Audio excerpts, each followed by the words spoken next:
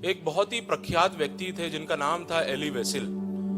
वो उनको शांति का पुरस्कार भी, दुनिया का सबसे श्रेष्ठ अवार्ड जो है शांति का पुरस्कार भी उनको मिला है। उन्होंने बहुत सारी किताबें लिखी है। वो एक यहूदी थे, उन्होंने बहुत सारी किताबें लिखी है, लेकिन उनके किताबों का मेन मुख्य शीर्षक या बात हमेशा यही रहा है कि किस प्रकार से हिटलर और उसकी सेना ने यहूदियों के ऊपर कैसे कुकर्म किए या कैसे उनके ऊपर सताव किए।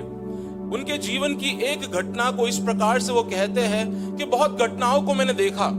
जब वो खुद उस हिटलर के गुलामी में थे, उन्होंने बहुत सारी घटनाओं को उनकी आंखों तले देखा, लेकिन वो कहते एक घटना जो उन्हें बहुत बेचैन किया, जिन्होंने जो घटना उसे सोने तक नहीं दिया, वो ये है कि एक दिन 2 जवान और एक बच्चे को लेकर वो नाजी लोग, सिपाही लोग लेकर आकर चौराहे पर खड़े किए। और वो इतने क्रूर लोग थे नाजी कि जो जिनके ऊपर वो सताव करते थे, उनका सताव इतना भयानक है दिखाने के लिए बाकी लोगों को भी चारों तरफ इकट्ठा करके उनको खड़ा किया जाता था, दिखाने के लिए कि देखो हम कितने क्रूर हैं और जो हमारे विरुद्ध जाएगा उनका हम यही हालत करेंगे। फांसी का फंदा लगाया गया, तीनों को उस फांसी पे लटकाया गया और एक झटके में जो दो जवान थे, तुरंत ही जैसे ही फांसी के फंदे में वो लटके वो मर गए। लेकिन 12 साल का एक लड़का जो बीच में लटक रहा था, अपने शरीर में हल्के होने की वजह से मासूम सा एक लड़का आधे घंटे तक तड़प कर वहीं पे लटकता रहा। ये अवस्था को, ये क्रूर घटना को देखते हुए एली वेसिल वहां पे खड़े थे। एली वेसिल के पीछे एक दूसरा व्यक्ति भी खड़ा था और व्यक्ति जोर से चिल्लाता है, परमेश्वर आप कहां हो, परमेश्वर आप कहां हो। आपने भी शायद ये सवालों को पूछा होगा जब कोरोना बढ़ रहा था, जब हमारे लोगों को हम गुजरते हुए देख रहे थे, परमेश्वर आप कहां हो। क्या परमेश्वर यही मेरे जीवन के लिए रखा हुआ है? शायद आपने पूछा नहीं होगा परमेश्वर आप कहां हो, लेकिन ऐसा पूछा होगा, परमेश्वर क्यों मेरे जीवन में घटना हो रही है? क्यों जब मैं इतने अच्छे से जीवन को जी रहा हूं, आपकी आराधना कर रहा हूं, क्यों मेरे जीवन में ये घटनाएं नहीं होनी थी, क्यों हो रही है? भजन संगीता लिखने वाला व्यक्ति भी इस प्रकार से बार बार ये सवाल को इन अध्यायों में पूछता है। भजन संगीता 10 पहला अध्याय में 2 बार वो पूछता है, परमेश्वर क्या आप बहुत दूर चले गए हो? परमेश्वर क्यों ये तकलीफ के समय में अपने मुख छिपा के क्यों खड़े हो? 13वें अध्याय में भी, 13वें वचन में भी वापस वो कहता है, क्यों परमेश्वर, क्यों परमेश्वर? क्या आपने कभी ऐसा सवाल पूछा है, परमेश्वर क्यों? एक सच्चाई के साथ, एक ईमानदारी के साथ परमेश्वर के सामने रखा जाने वाला एक सवाल है।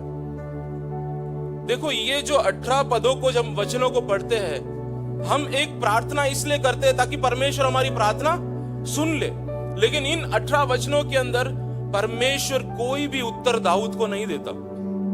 लेकिन आखिरी 2 पदों के अंदर दाऊद का प्रार्थना एक अलग स्तर में चला जाता है, अलग ही एक लय में आ जाता है। देखिए उसके 16वें वचन में लिखा हुआ है,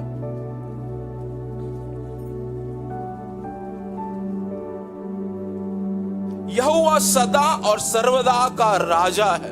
हालेलुया।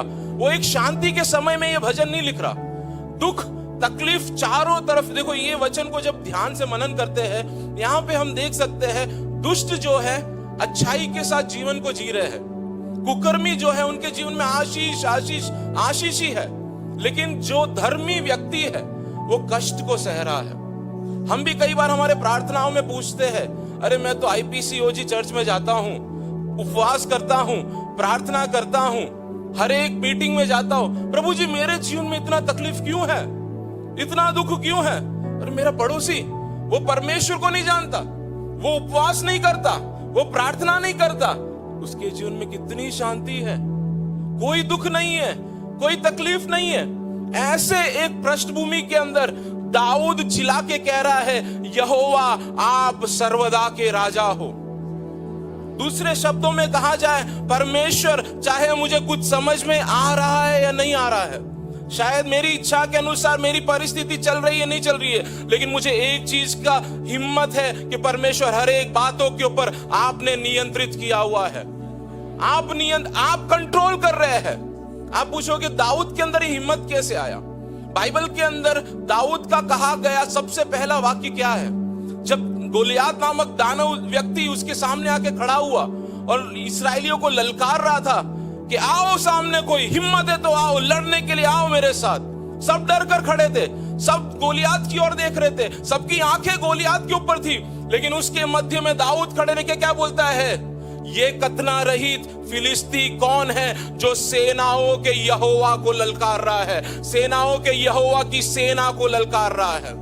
सभी लोग अपने परिस्थिति को देख कर डर रहे थे, सभी लोग अपने सिचुएशन को देखकर हट रहे थे, लेकिन उसके मध्य में दाऊद नामक छोटा बालक परमेश्वर नामक एक व्यक्ति को, परमेश्वर को बीच में लेकर आके कहता है कि परमेश्वर के विरुद्ध कौन आ रहा है। शायद हमारे चारों तरफ मसीहियों के ऊपर बहुत क्रूर हो रहा होगा, बहुत विरोधी उठ रहे होंगे, बहुत हमें कष्ट में डाल रहे होंगे, तकलीफ में डाल रहे होंगे, लेकिन हमें एक चीज हमेशा निश्चित होना चाहिए, हर एक बातों के बीच में मेरा परमेश्वर कंट्रोल कर रहा है, मेरा परमेश्वर कंट्रोल कर रहा है, मेरा परमेश्वर कंट्रोल कर रहा है। ये हमारी दिन रात की प्रार्थना होने पाए, मुझे समझ में आए ना आए, मुझे दिखाई दे या ना दे, लेकिन मुझे ये यकीन है मेरा परमेश्वर हर एक बातों के ऊपर कंट्रोल करता है। आपकी बीमारी आपके जीवन के ऊपर कंट्रोल नहीं करती, आपका परिस्थिति आपके जीवन के ऊपर कंट्रोल नहीं करता, आपका बैंक बैलेंस आपके जीवन को कंट्रोल नहीं करता, लेकिन मेरा परमेश्वर, हमारा परमेश्वर जिसने हमें बुलाया है, वो हमारे जीवन को कंट्रोल करने वाला परमेश्वर है। अपने बीमारी को देखकर कहो, मेरा बीमारी मुझे लाचार कर रहा होगा, लेकिन मुझे यकीन है मेरा परमेश्वर इसके मध्य में भी मुझे गवाही देगा। Praise the Lord. ये हमारी प्रार्थना होने पाए, ये दिन रात की प्रार्थना, यही विश्वास का रास्ता हमें चलना है, क्योंकि मैं जानता हूं कि जिस हिसाब से हम परमेश्वर को जानेंगे वो चीजें हमारे जीवन को डिजाइन करेगी। हमारी नजरें अगर हम पर्वतों की ओर लगाओगे तो हम जो ईश्वर जो पर्वतों की ऊंचाई पे रहता है उसे हम देखने ना पाएंगे। हालेलुया। मैं अपनी आंखें जोर से, मैं अपनी आंखें पर्वतों की ओर लगाऊंगा, मेरी सहायता कहां से मिलेगी? कहां से मिलेगी? अपने रोग को कहना है, अपने परिस्थिति को कहना है, चाहे तू कितना भी बड़ा हो, मेरी आंखें तेरे ऊपर नहीं लगी रहने वाली, चाहे तू कितना भी कठोर हो, कितना भी बड़ा हो, मुझे हराने के लिए खड़ा हो, लेकिन शैतान तेरे सामने मैं यहोवा के नाम को पुकारने के लिए तैयार हूं। ये हमारी प्रार्थना होने पाए। एक परमेश्वर है, सारी बातों के ऊपर नियंत्रित है। दूसरी बात, सिर्फ वो सारी बातों को नियंत्रित नहीं कर रहा, हर एक बातों के ऊपर सिर्फ कंट्रोल ही नहीं कर रहा, लेकिन ऐसा एक परमेश्वर है जो आपका ख्याल भी रखता है। कई लोग डिप्रेशन में जाते हैं, कई लोग आत्महत्या करते हैं। क्यों आत्महत्या करते हैं आपको पता है?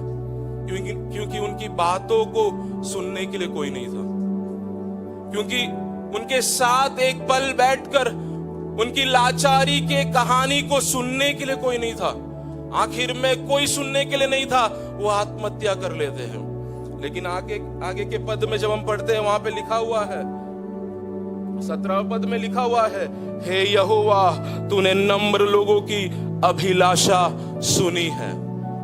Praise the Lord. आगे लिखा हुआ है, तू उनके मन को तैयार करेगा, तू कान लगाकर सुनेगा।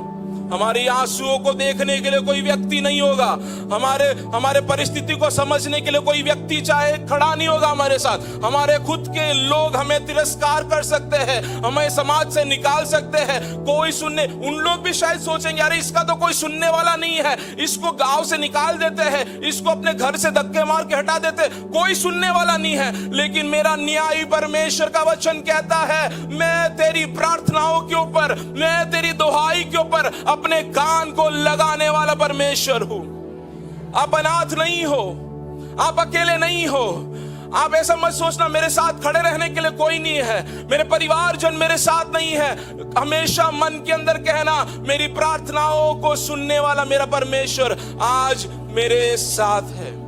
अपनी आंखों को एक पल के लिए बंद करें। मुझे नहीं पता आपके जीवन का पहाड़ क्या है। शायद आप भी अपने परिस्थिति के बीच में पूछ रहे होंगे, परमेश्वर आप कहाँ हो, कहाँ हो, कहाँ हो? क्यों मेरे जीवन में ये घटना घट रही है? क्यों ये तकलीफ मेरे जीवन में हो रहा है? लेकिन आज अपने मन से कहो, हे मन विचलित ना हो, हे मन डर मत, मेरा यहोवा हर एक बातों के ऊपर नियंत्रण कर रहा है। मेरा यहोवा मेरी बीमारी के ऊपर नियंत्रण कर रहा है, मेरे परिस्थिति के ऊपर, मेरे परिवार के ऊपर, मेरे जीवन के ऊपर मेरा यहोवा नियंत्रित कर रहा है।